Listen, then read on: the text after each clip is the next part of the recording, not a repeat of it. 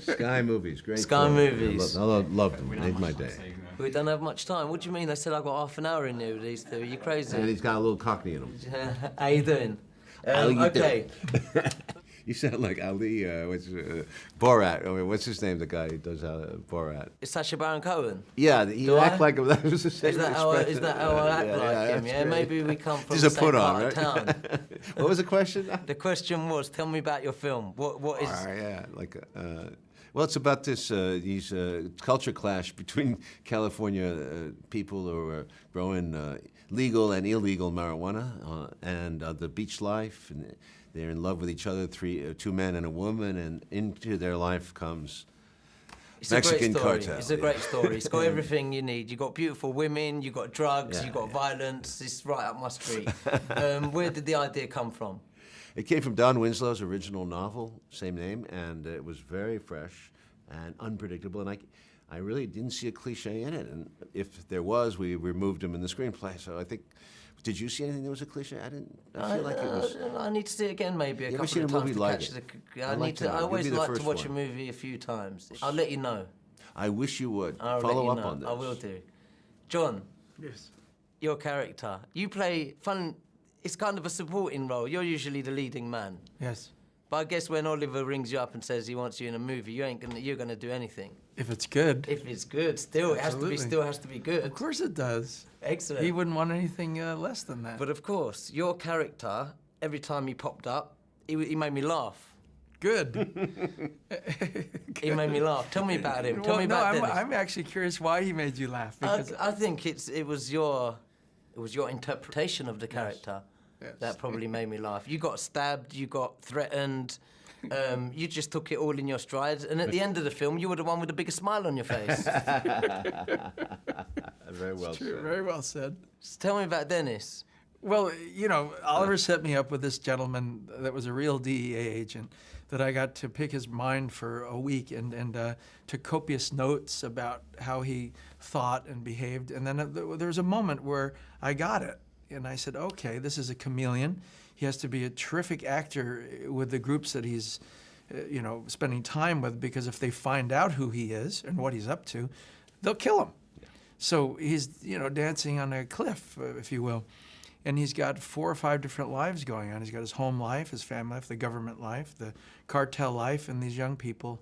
And he adjusts to all of them, and has no consciousness really of what he's doing. You know, his guilt about him being, well, he's greedy. You know, let's face it. No, he talks to his wife. He says he compares it to the rest of the world taught him to be this way. Yeah, you know, at one point he was probably a well-intended guy, and then went off the tracks rather quickly, but fun to play. I mean, fun to watch. Fun to watch. Yeah, This is a very good They job. have a camera. Thank you. All right, Oliver, because this guy's counting me down already. Is that how? Yeah, don't cut this guy down. He's funny. Come Okay. on. Oliver.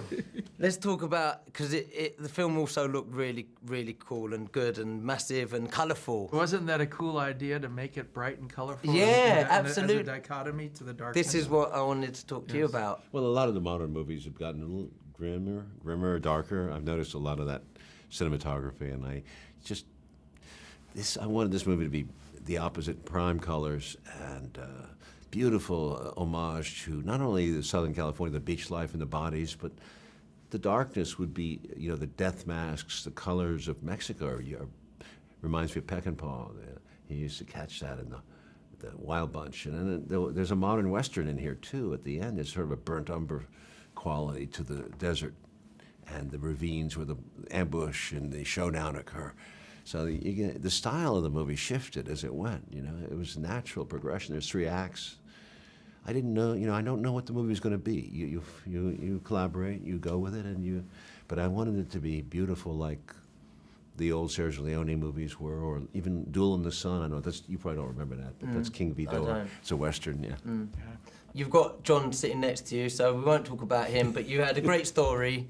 You had a great team. Tell me about your cast. You've got a super cast.